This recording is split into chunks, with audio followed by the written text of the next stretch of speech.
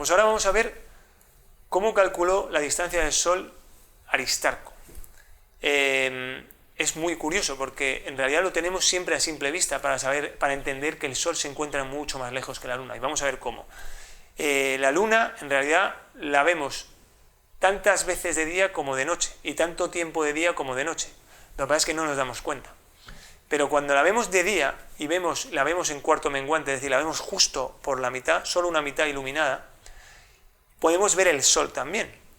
Y si vemos la Luna allí y vemos el Sol allí, siempre va a estar formando casi 90 grados. Nuestros brazos, según miramos al Sol o miramos a la Luna, van a formar 90 grados aquí, o cercano a 90 grados. Lo que hizo Aristarco es medir ese ángulo exacto, desde que la Luna estaba justo en cuarto menguante, mirando a la Luna en cuarto menguante, luego mirábamos al Sol, mirábamos ese ángulo, y él dijo que es por lo menos 87 grados o más. ¿Y eso qué suponía? Pues fijaros, simplemente con ese cálculo, él supo lo siguiente. Si yo estoy viendo la Luna al sur, que tiene cuarto menguante, y veo que la Luna está iluminada solo la mitad, vemos que el Sol solo puede estar en ese lado, de tal manera que la ilumina solo la mitad. Si está con 87 grados, eso quiere decir que está muchísimo más lejos que nosotros. ¿Cuánto más lejos? Pues el coseno de 87 grados es 0,05, 1 entre 0,05, el Sol está al menos 20 veces más lejos que la Luna. Y como el Sol lo vemos del mismo tamaño que la Luna desde aquí, eso quiere decir que el Sol es al menos 20 veces más grande que la Luna. Por supuesto, como el ángulo no es 87 grados, sino que es muchísimo más cercano a 90, en realidad es 89, mucho, en realidad el Sol se encuentra a 400 veces más lejos que la Luna, porque el ángulo es 89,9 grados. Para entenderlo mejor, vamos a ver la diapositiva anterior, vamos a ver qué sería si el Sol estuviera 1,4 veces más lejos que la Luna. Pues el ángulo que formaríamos al mirar la Luna en cuarto menguante y al Sol sería solo de 45 grados. Tendríamos el Sol ahí, tendríamos la Luna ahí y tendríamos el Sol ahí. Si el Sol estuviera casi a la misma distancia que la Luna, cuando la Luna está en cuarto menguante, el Sol lo tendríamos casi pegado a la Luna. Veríamos la Luna ahí y el Sol ahí.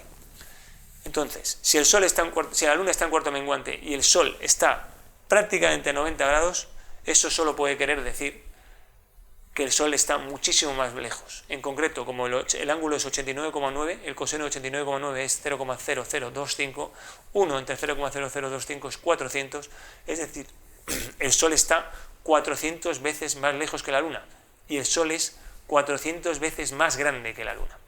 Pues fíjate, con simplemente ver la Luna y el Sol, solo ver eso, Aristarco de Samos ya se dio cuenta de que el Sol estaba muchísimo más lejos que la Luna, y que el Sol era muchísimo más grande que la Luna. Pues las ideas más interesantes, cuanto más sencillas, mejores. Vamos a ver calcular el radio de la Tierra. Lo hizo Eratóstenes. Eratóstenes ya era director de la Biblioteca de Alejandría, ya llevaba eso funcionando casi 100 años, y sabía por papiros egipcios que en Sién, en el sur, cerca de Asuán, el día del solsticio de verano, el Sol entraba perpendicular en un pozo que había allí, en Sién, cerca de Asuán, justo el día del solsticio de verano. Como Sién, Asuán, está cerca del trópico de Cáncer, efectivamente ocurría que el Sol en el solsticio de verano entraba directo por el pozo y se podía ver el agua iluminada al fondo del pozo. Entonces él dijo, bueno, pues calculemos la distancia que hay desde Sién hasta Alejandría, que es donde estoy yo, y lo encargó. Dijo, vamos a calcular esa distancia. Y le dijeron que esa distancia es de unos 964 kilómetros. Bien, pues si esa distancia es de 964 kilómetros y yo soy capaz de calcular el ángulo que hay entre Sién y Alejandría, pues podría calcular cuál es el radio de la Tierra. ¿Cómo calculó el ángulo de giro que hay entre Sién y Alejandría? Muy fácil, puso un palo vertical en Alejandría y calculó el ángulo que forma la sombra con el vértice del palo. Y de esa manera pudo calcular el ángulo con el que incide el rayo de Sol sobre Alejandría. Y ese ángulo resultó ser de 7,5 grados. Es decir, no entraba totalmente vertical, sino un poquito inclinado, solo inclinado 7,5 grados respecto a la vertical. Por tanto, lo que habíamos avanzado desde Sién, que entra totalmente vertical, hasta Alejandría, que entra con 7,5 grados, es 7,5 grados. Así que si 7,5 grados corresponden a 964 kilómetros, ¿cuánto son 360 kilómetros? Pues son 360 grados, pues son 7.374 kilómetros. Perdón, el radio son 7.374 kilómetros. Es decir, que se equivocó por muy poquito. El radio real es 6.370 kilómetros, solo un error del 15%. Pero eso, que es un cálculo muy aproximado, no fue el que triunfó. El que triunfó fue el cálculo que desarrolló Ptolomeo, que fue un error porque él lo consideró un radio de 3.822 kilómetros. Pero fue el error más fructífero de la historia. ¿Por qué? Porque cuando en 1400 las ediciones de los mapas de Ptolomeo comenzaron a llegar a Europa, esta medida confundirá a los científicos de la época.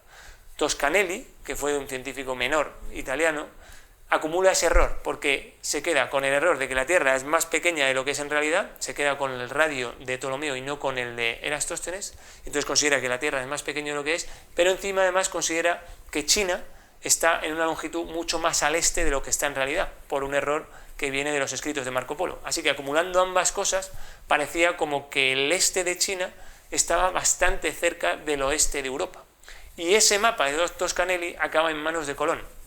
Y Colón, con esa carta de Toscanelli, que Toscanelli había mandado a Portugal, se le mete en la cabeza la posibilidad de llegar a China por el oeste. Cuando Colón presenta esto en la Universidad de Salamanca y a los grandes sabios de España, los sabios de España le dicen que está equivocado. Y eso lo vamos a ver ahora en un trozo de la película de Cristóbal Colón. Por desgracia, señor Colón, ahí es precisamente donde nuestras opiniones difieren. ¿Conocéis la obra de Aristóteles, de Eratóstenes, de Ptolomeo? Sí, reverencia. Entonces no podéis ignorar que, según sus cálculos, la circunferencia de la Tierra mide aproximadamente 22.000 leguas o más, lo que hace imposible cruzar el océano. Pero vos, tal vez hayáis encontrado una nueva prueba que demuestre que aquellos grandes sabios estaban equivocados.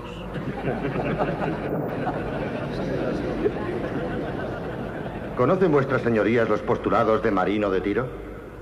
Así es. Entonces seguramente también sabréis que sus teorías contradicen a Ptolomeo.